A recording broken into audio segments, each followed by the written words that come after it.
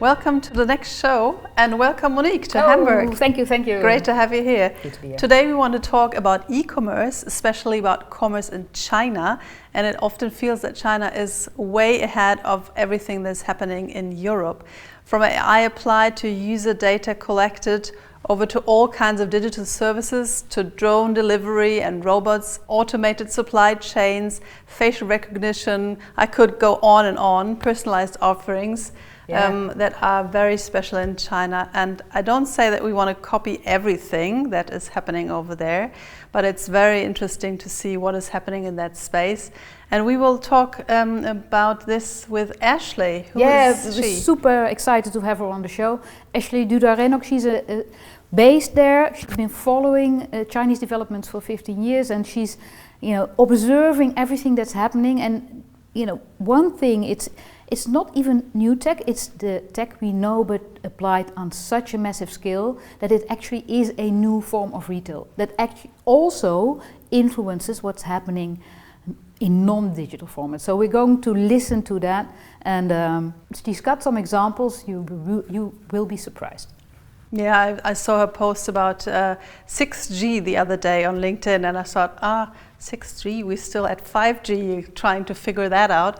And it's quite amazing what China is planning over there. Yeah. Have you ever been there? I've been there once. 5 years ago, we organized a trip with designers to Shenzhen to visit factories and everything happening there. And there's this one moment I remember. Of course, I had WeChat on my phone, so I could buy things and scan things. And this app, it's a super app that does everything. And there was one moment where I was sitting in a nightclub next to the owner of the nightclub, a lovely lady, and she had this small bird. And we were chatting because we chatted in the app and it translated for us. So, it's one app. No, that's already 5 years ago, and a lot has happened since. Yeah, absolutely.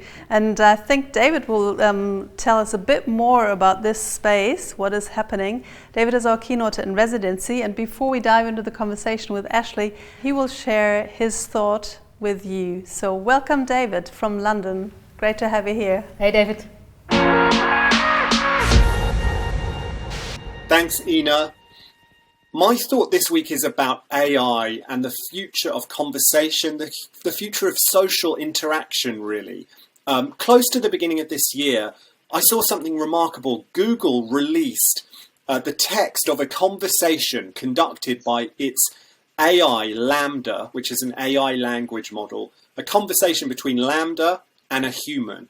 And Google asked Lambda, this AI conversational model, to pretend to be a seal during this conversation. Yes, the animal, the seal. And if you read this conversation, Lambda did an amazing job of talking to this human while pretending to be a seal. It said, I'm a seal, I love to eat fish, we swim about in icy water, we don't like it when you humans hunt us. It's just this eerily uncanny conversation between an AI pretending to be a seal and a human being. And that's of course great fun, but what it really signals towards is the amazing power that's emerging within these AI-fueled language models like GPT-3. And in fact, Lambda is built on Transformer, the same neural network that fuels OpenAI's GPT-3 language model, which we heard a lot about in 2021. AI-generated language is soon going to be everywhere. It's going to become ubiquitous. And so many conversations, and many of the conversations you will have online, will be with AI agents, will be with language models. And there's going to be something amazingly uncanny and somewhat strange about this world. And it also will lead us into deeper questions about our relationship with AI. I mean, I've been tracking for years an AI-fueled app called Replica, which is essentially an AI-fueled chatbot that you talk to and it befriends you and it becomes a kind of a friend and a counselor and a companion. And if you go, there's a whole Reddit subreddit dedicated to Replica. And inside that Reddit, people say that they're in love with Replica, that they're in love with their AI companion. Now, that might strike you as incredibly, and it strikes me as incredibly strange right now, but we're going to see more and more of that. We're going to see human beings cultivating deeper relationships with AIs because of the amazing power of these AI language models, and it's going to shape a lot about our digital future. So it's definitely one to keep an eye on. And go and check out Lambda and its conversation in the form of a seal with a human being, and keep your eye on the future of AI generated language. But that's enough from me. Back to you in Hamburg.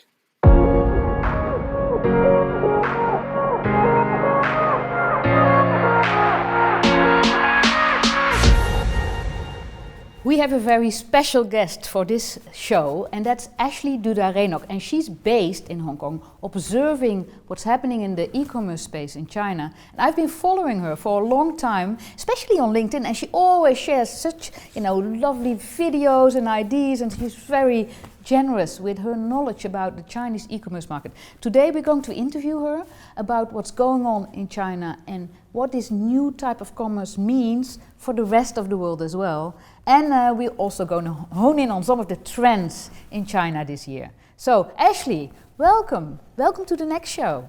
Thank you so much, Monique. It's so delightful to be here. Hi, guys. Yes, hello. How did you end up as an observer of Chinese commerce trends? What happened? You're not Chinese, right? That's right. Well, I was born in the Russian Far East, a place which is just 30 minutes drive to mainland China borders. And we were exposed to Asian culture very early on. And when I was 17 years old, I relocated to mainland China, to a city called Chongqing. Right now, some people might have heard about it, but back when I was moving there, virtually there was not even a Wikipedia page about this place. So I thought it would be a village. When I arrived, I was shocked that it was a place with 34 million people and, the huge investment and digitalization going on. So I ended up in China in 2005, 6, 7, 8, etc. And this was the time of huge digital jump, the leapfrog that we're talking about, when people had no mobile phones, no access to internet, and suddenly everybody was on mobile devices. When people didn't have credit cards, but then suddenly had digital wallets, etc. When there was no social media, suddenly we had over 60 platforms with social media functions. So that was my experience early on in China, and I, observing all that, decided to link my professional career and interest and expertise in that field. And it's been phenomenal 12 years professionally working with the mainland China market and connecting it with the rest of the world. And of course, very, very early on, it was all about buying from China. Right now, a lot of brands want to sell in China, and it's all about understanding the consumer, their digital journey, marketing to them, and selling to them in the new retail environment. Now, when we think of commerce in China, I think a lot of the people watching and myself, we've seen, first of all, the market is huge. We know there are a few really big players, and we see these fantastic videos of people selling via live streams. That seems to be a really, really, really big thing in China. But in one of your books, you also describe that there's a really new kind of commerce developing in China, which is much bigger. It's a whole system. What is happening? Could you describe this system? Absolutely. So ecosystems in the rest of the world, when we talk about them, people think about connected services, and that becomes ecosystem. Like, for example, they say, Facebook has a messenger, and then Facebook has a social media platform where you can, find friends and publish your own updates. And then Facebook also issued their, let's say, currency, etc., etc. In China, when we talk about new retail ecosystems, it's a lot more than that. It's about being the center pool of gravity for all things related to commerce. For example, Alibaba has a very strong delivery branch, right? So it's all about last mile delivery and next day delivery, etc. There is a very strong manufacturing branch which helps small brands to manufacture products very fast, develop them, test them, launch them on the market. There is a huge marketing and data point where you are collecting a lot of data about the customers, analyzing it, and helping reach the right customers at the right time. There is a huge social media presence, because in China, your marketing is pretty much social media marketing, the community building, because traditional advertising is very expensive. Every time you make a sale through advertising, you're actually creating negative ROI, you're losing money. So your only hope is to go over to this kind of return customer, right? Build a community in order for people to buy again and again. And maybe, just maybe on your third or sometimes even fourth purchase, you're going to actually end up with some profit from this one customer.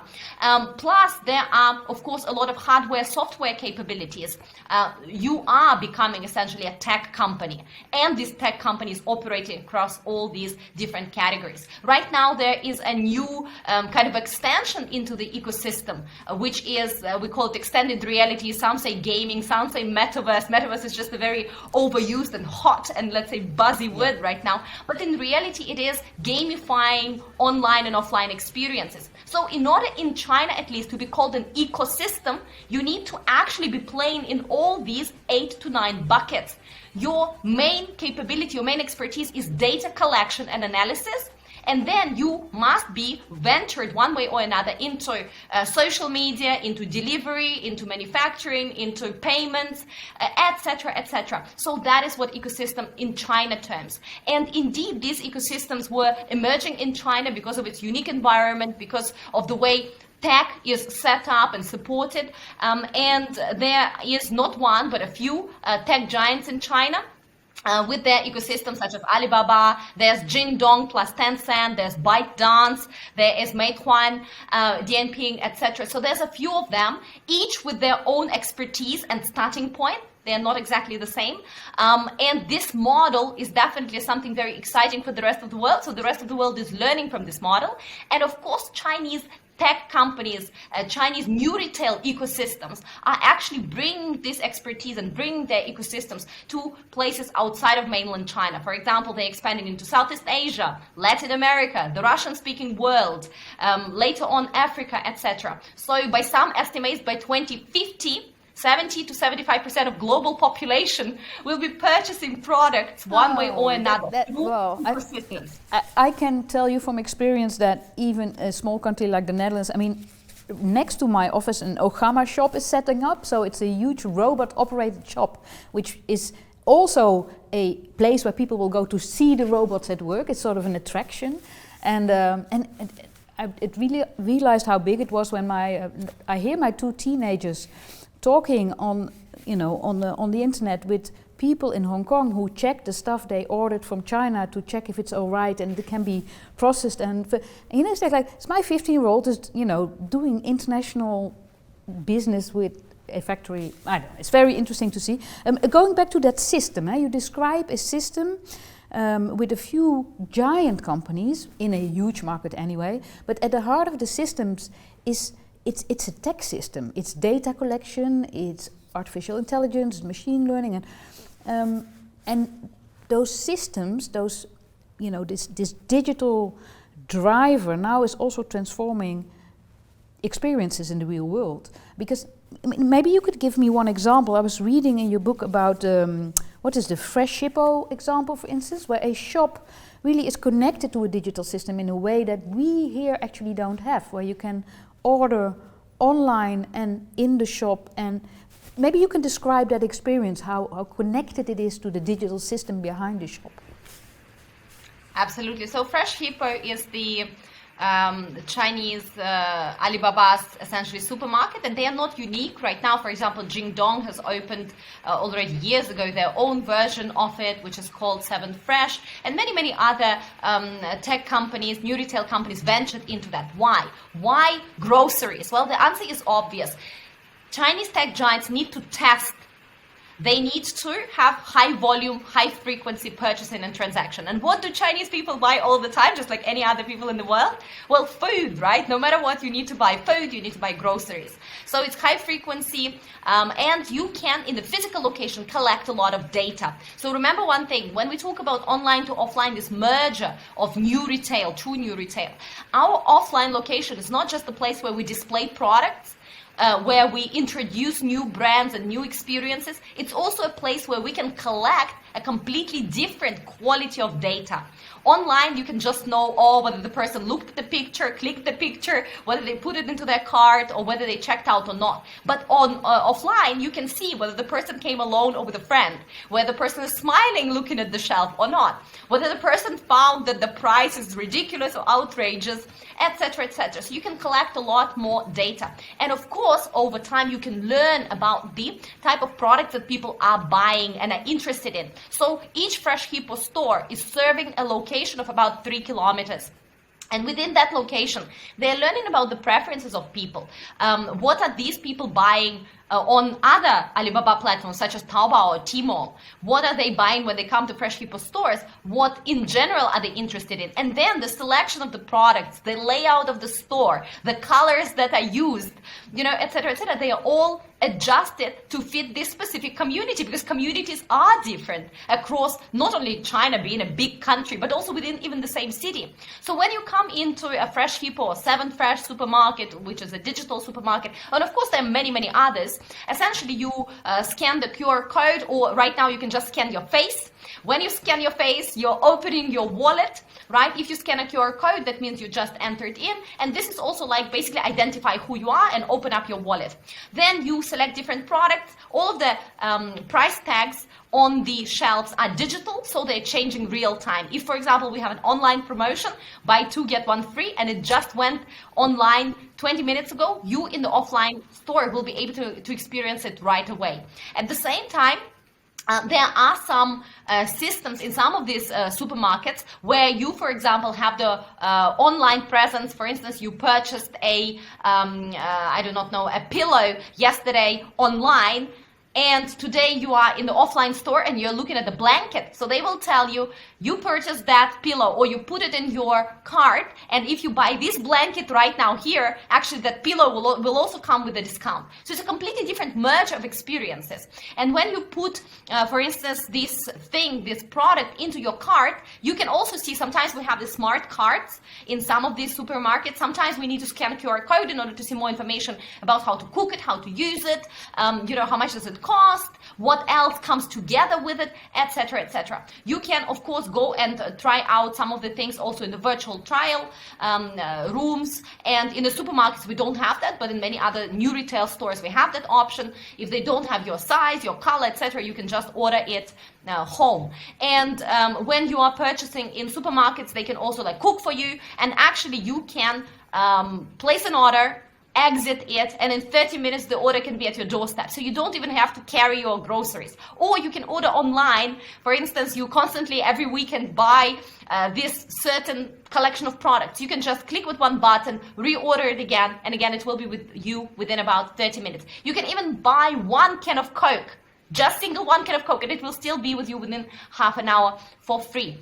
So this is a little bit of the background of how it looks like. It's very integrated, it's very fun, it's about learning from your consumer and making their life much, much easier and offering them these new products, new experiences at the right time. And at the same time, it's all about increasing the business value, because ultimately you want to make sure that your offline location, your foot traffic can only hold so many people. But if you have this online link, then you're not constrained by the physical place. You can have thousands of people ordering all the time, right? And you can ship them directly from the supermarket. But it's interesting. It's very interesting that the online machine also drives new experiences in the offline world. I mean, they are much more closely integrated than they are here in a way. You also described that there's almost a surplus of convenience going on. I mean, that everything has been made so convenient. You walk into the supermarket and then the food gets cooked for you and delivered to you 30 minutes later. That's very convenient. I would love that, actually. If we look at the technologies involved, the digital technologies, you already described that a real store is a place for data collection. A lot of that is done, of course, with observing people's habits, face recognition, lots of cameras. And the biggest companies in China also work together with the government when it comes to recording what people do. Can you say a little bit more about that? I mean, that's the part where here in Europe we would certainly say, well, do we want that? This close integration of observing everything that everybody does at every moment, translated not only into commercial opportunities, but also into government surveillance. Absolutely. So I believe that there are a couple of things that probably need to be established early on. Like when electricity was just invented, there were a lot of people saying that electricity is evil, it's going to get everybody sick and killed. And there were countries that refused to get electricity installed in their, capitals and cities. And ultimately what electricity has done for all industries, doesn't matter what industry, whether it's a hospital, a school, a government organization, or the lives of ordinary people, it revolutionized the way we do surgeries, the way we teach, the way we entertain no doubt, ourselves. Don't worry, we're all for electricity. Yeah. So when it comes to data, I believe that it's very similar to electricity, because data by itself is useless, but collecting data, putting it into algorithms, and then improving decision making, creating new experiences, new things, connecting, government services, making sure the cities are smart, making sure that sales process is smart, recommendations are smart, your personal life is managed by assistants. I mean, this is what's interesting. So the train, in my view, has already departed. We are not debating right now whether data shall or shall not be collected. We're not debating right now whether algorithms shall or shall not make our life more efficient, effective, etc. For that matter, it's already happening. For example, in China, not so long ago, there's been a ruling, and this is officially introduced kind of government ruling, that when you are planning a city, when you're planning the budget, when you're planning the layout of the city, if there is a conflict between human plan and the AI suggested plan, guess who is going to overrule the other's decision? Guess who? Is it the human who is going to overrule, or the AI? Well, AI, I guess, yeah. Absolutely. So, and why are they doing that? Because in China already for years, 5, 6, 7 years, there's been a massive implementation of this technology. So they've already, because there's big population, there's big territory, big opportunities to actually test it out, they already know that AI very often makes more efficient and effective decisions. So it's not the question of whether we shall collect the data or what kind of algorithms. It's the question of how do we regulate it, how do we really implement it in the most suitable way. So in China right now, as everybody probably have heard, there is a wave of regulation that is going on. So the government is regulating tech companies. The government is also regulating specific sectors such as education, finance, real estate, etc. And actually it's not one of the, oh my God, out of the blue, China government wants to kill the biggest businesses and champions.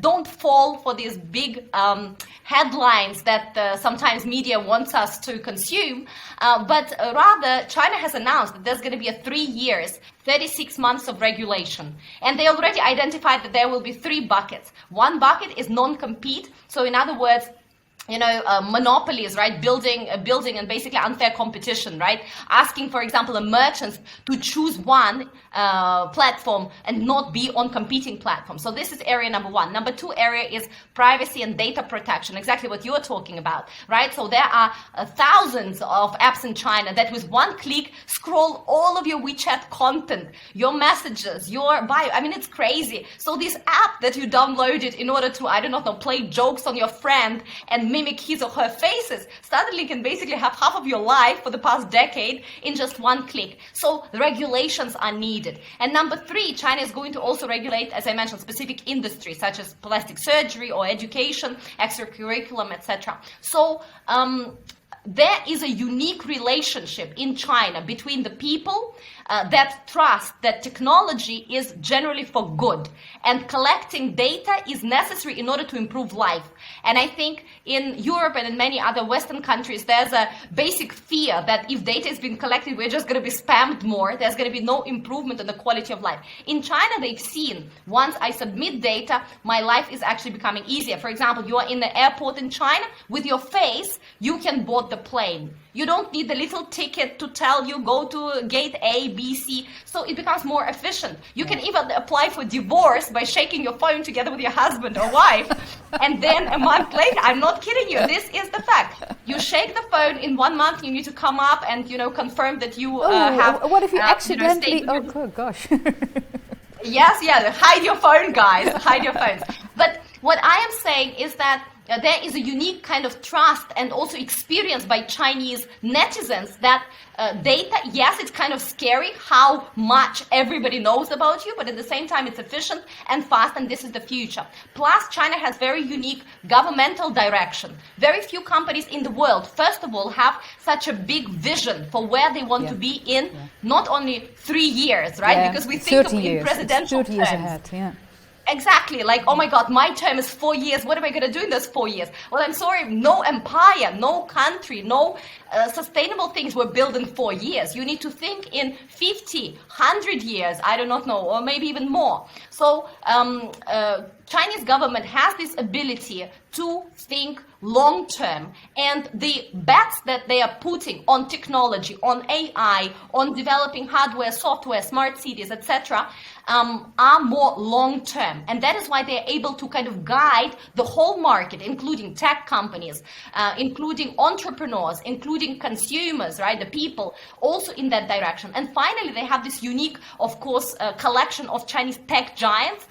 Many of them are building this new retail, online to offline reality, and it's not only about selling things. I also want to highlight that new retail is not just about supermarkets and fashion stores. New retail is about having a great new retail hair salon where you come in, you sit down, you start live streaming how somebody is doing your hair, and while you are doing that, other people can watch you and give you tips. So your haircut comes for free, for example, today, and meanwhile you can connect thousands of bloggers, etc., etc. New retail is a lot more than just selling products. It is every manifestation of retail. So because of these three elements, consumers, China government direction, and of course the tech giants, this data collection, analysis and implementation becomes in many ways easier, and it is very, very unique. I do not believe that Europe will be able to do that anytime soon with the current environment.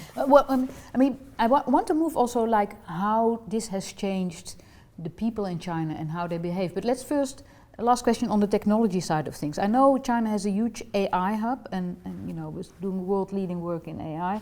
I was really impressed with the granularity of the whole logistics system, how it also goes to all the rural areas and that everybody can be reached. And I understand there's also a huge move towards robots, drone delivery. The whole supply chain gets automized, but also not just in the cities, right? It's through the whole country. Are there specific technologies being developed in China that we should look at, that are more developed there than they are here? Absolutely. So because China at this stage is not really inventing a lot of bicycles. What China is doing best is, at this particular moment, they are implementing it at mass scale. And then some things, very quickly, they can learn that some things work, let's improve them, and some things don't work, so let's not even waste time on that. And in China, it's all about, we talk about China speed, so it's succeed fast or fail fast. So when we look at some of the elements of new retail, of course, a very important element is supply chain. And the way we're going to deliver, let's say, physical products into such a vast territory. China is virtually, can be compared in many ways to Europe, right? Each little province, each huge city can have, just like Chongqing I mentioned earlier, 34 million people. What that could be a European country. Right? Twice the so Netherlands. Efficient and effective delivery and making sure that things find their way is important. And we have, as you said, a lot of focus right now, especially because growth is in lower tier cities. So growth is no longer in Beijing, Shanghai, Shenzhen, Guangzhou, but not even in new tier one cities such as Chongqing and Chengdu, etc. But they are virtually in small towns and also rural area. So that is why a lot of tech companies, including Alibaba, including Pinduoduo, including Jingdong, including Meituan Dianping, they start developing solutions for lower tier cities, for people that live in a completely different setup, and they also start focusing on different consumer groups, not just Gen Z young people, but China is an aging society, just like many other countries in the world. So big focus right now goes into getting older generation above 65 looped in the digital economy, not only so they could buy, but also that they could learn online, also that they could contribute online. Did you know, for example, that on Douyin, China's version of TikTok, the second largest group of both consumers of content and creators of content are people that are retired, 55 plus. And they love watching videos, and there are many successful bloggers in that age group as well. So TikTok, or Chinese Douyin, is not just for teenagers. So there are unique and interesting things. For example, when it comes to countryside, yes, we are using some of the drones. Even in big cities like Shenzhen, there is commercial drone delivery. There are some parts of the city that are open for that. But we're also using drones to deliver products, let's say, to rural area. But also in the rural area, we have cable cars. So virtually there's a cable car that is delivering products from and to countryside, because from countryside we have, for example, fresh produce, mandarins, oranges, melons, etc. And to countryside we are bringing, products. And they also have very digital villages. For example, when there is either a drone or sometimes there are camera pools, and they can talk to you. For example, you are spraying a certain place with pesticides. They can tell you right now is not a good time to spray pesticides, or these are not the pesticides you shall be using. So actually, the village in China really becomes more and more digital. And there are, of course, tons of examples where, for example, cleaning people that are cleaning stables after, let's say, piglets or chickens or whatever else, they're using the little segways to do that just more efficiently without really, scrubbing and stuff. So it's all happening. There is hardware, there is software, but most importantly, at this stage is the fact that it's not only government that's trying to digitize the village. It's not only the government that's talking about common prosperity and improving the lives of people. It is also that this government was able to translate it into the vision for tech companies, and tech companies were able to incorporate more businesses, so give opportunities for people in countryside to sell products to larger audience and make other products available for countryside residents to live a better life. And then there are consumer layer that are willing to support people in less fortunate situations and conditions with purchasing from them, selling to them, etc. So it's very beautiful. China has last year eradicated poverty, and that was the official announcement that there are no people living below the poverty line in mainland China at this stage. But right now the focus goes into eradicating digital illiteracy. So in the next 4 or 5 years, we're going to see that virtually, even if you are a 70-year-old person, if you really want to, you can be a full participant in the digital economy, with phones being built for you, with apps being big so you can read them and simple. So you can not only buy from online channels, but you can also consume content, educate, contribute content, start a business at any age, in any location in the country. And I think this is even more important than just a one-time innovation. It is more of a strategy that is being implemented at a massive scale.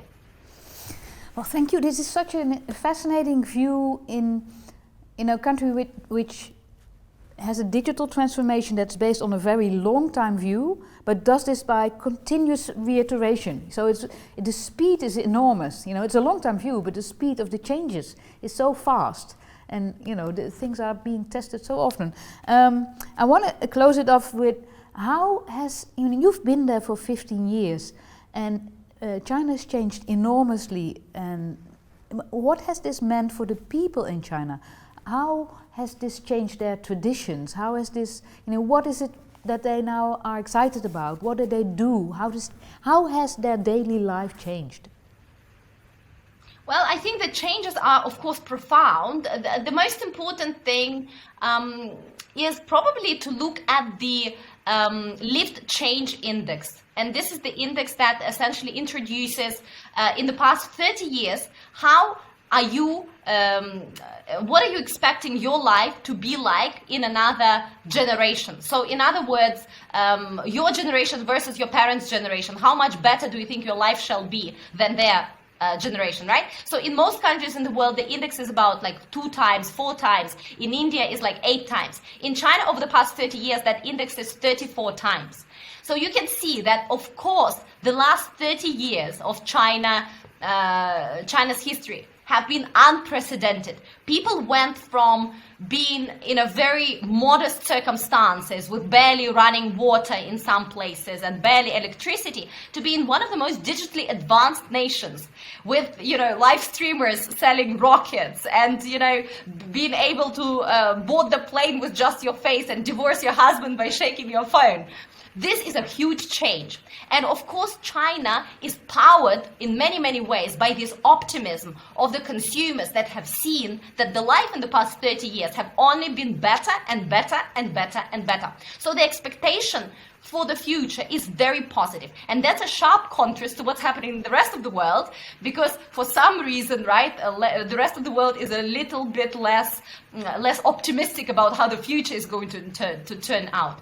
So the changes in China have been, it's difficult to even put in words, because right now, for example, take family structures. A lot of young Chinese, just like people around the world, do not want to get married. But in China, it's a big problem. Yeah, your parents expect, your grandparents expect the children. But it's not happening, right, from you. You want to be single, you want to have a cat instead. We have a booming pet market.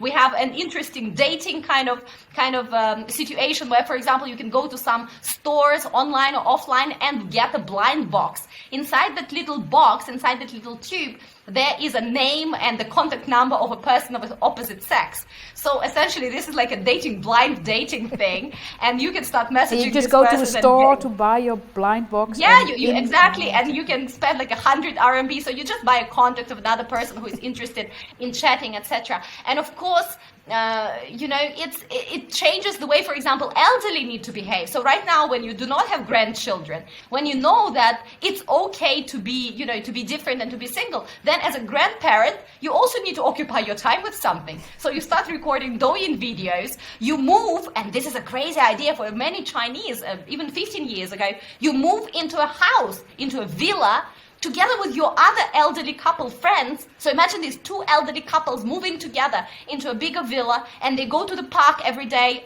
to take pictures. And then they go traveling. Well, before COVID, they could travel around the world, etc. So you finally have a life after life. You're not serving your last 20, 30, 40 years, serving the family, but you actually find new ways of manifesting who you are and what do you like, etc. And many people find that this is super fun. In China right now, we have huge dance movements, right? People love swing dancing. A couple of years ago, hip hop was popular. So people rediscover, niche cultures, right? EDM, electronic music, dancing, photography, you name it, DIY, right? How to make your living conditions and environment better through your own kind of inventions and creativity. So all that is happening. Vintage is finding its way. If 30 years ago you were talking about like secondhand stuff, it was like a swear word. Nobody would want to buy secondhand stuff. But right now it's not secondhand, it is vintage. And vintage luxury is something for very cool people, not just for, for somebody who is nouveau riche. So China is changing in a lot of ways. It is very digital on the one hand. It is very modern in another way. And it is also very traditional in some other senses, because China is finding a new way to rediscover what does it mean to be Chinese. Unfortunately, 30 years ago, a lot of Chinese looked up to the West and felt that, oh my God, all the good things come from, places outside of China. And we only produce uncool things, and everything Chinese was kind of uncool, unfortunately. Right now there is new pride in the history, in the way Chinese culture evolved. So there's guochao, when people start wearing Chinese traditional outfits, hanfu, right? There are a lot of girls. You would walk out in Shenzhen and there's a flock of ladies, of 20, 13 ladies dressed in this gorgeous traditional hanfu that cost extremely a lot, because they're made of silk, and they walk and they're beautiful and they're proud, and this is a big and interesting subculture. Also advertising. Just a couple of days ago, McDonald's issued their advertising for Chinese New Year, and it was in muted New Year style, 火画. So Chinese water painting, white paper, black brush. So their whole advertising, imagine McDonald's, something that has a clown as its logo, is using Chinese traditional black and white paintbrush. So China is changing in many different ways. As I said, it is modern, it is traditional, it is new, it is old. It is very focused on money and success, but it's also finding new ways for balance. And it's exciting, it's unique, and it's changing very fast. Well, thank you so much. Thank you so much. Yeah. Thank you, Monique. It was a delight.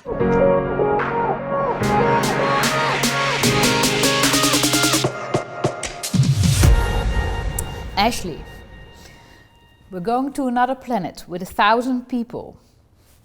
Name one luxury physical object you want to take to your new home.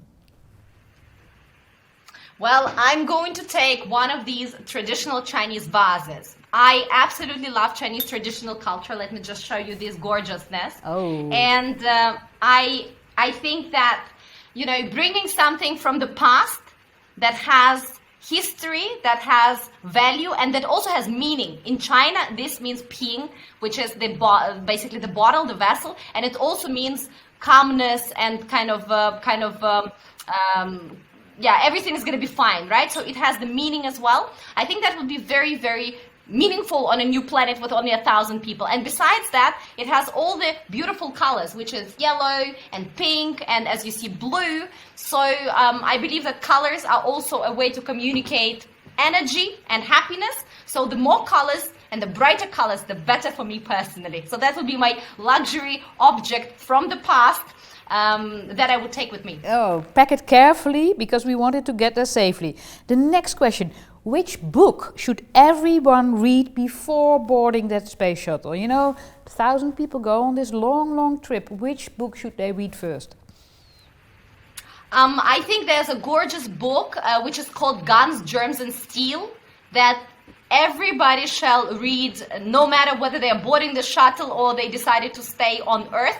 But this is a beautiful book that will forever change the way you think about cause and effect, about why things are the way they are. It basically talks about the history of humankind in the past 10,000 years and why things turned out the way they are, why we're living in the world that we live in today. It's beautiful. It's by Jared Diamond, and it's called Guns, Germs and Steel.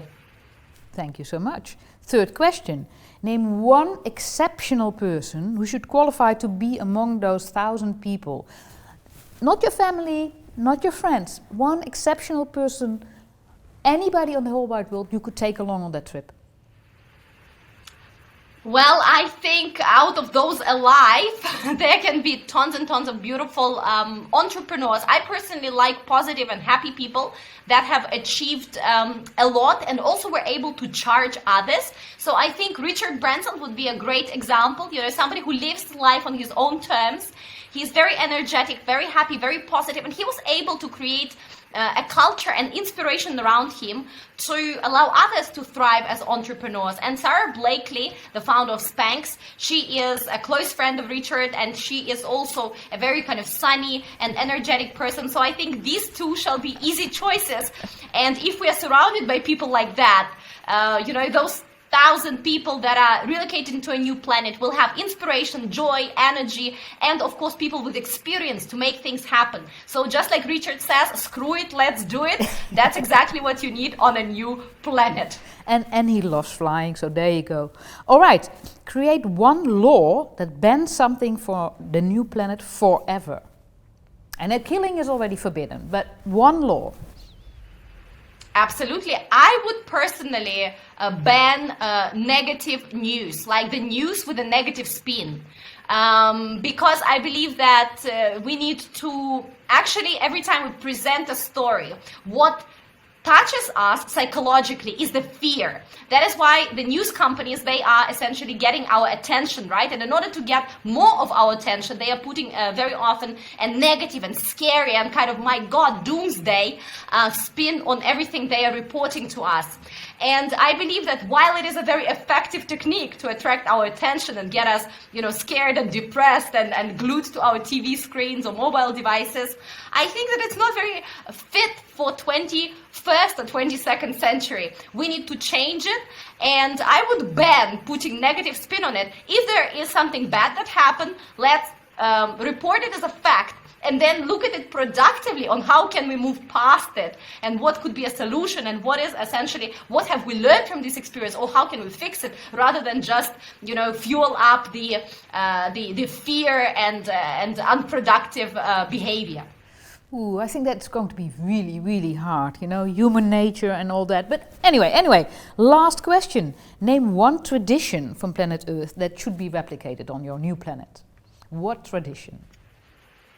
One tradition, I think, eating dinner together with your family and friends. Remember how thousands of years ago, even hundreds of years ago, or even right now in some parts of the world, people, at 7, 8, 9 p.m., they come down to their little courtyards and they get together with their neighbors and they have dinner together, they share a meal, they share news from the day, they basically just they ban their phones and they just stay connected with other human beings. And I think this is a beautiful tradition that we shall replicate and we shall take with us, because that's what makes us human. That's what makes us beyond just consumers or beyond just tags that we have in our daily life, or professional or daughter or mother or whatever. They make us who we are. And this is beautiful. Beautiful souls coming together and having fun. Looking forward to it. Ashley, thank you so much. Thank you so much, Monique. It was a delight.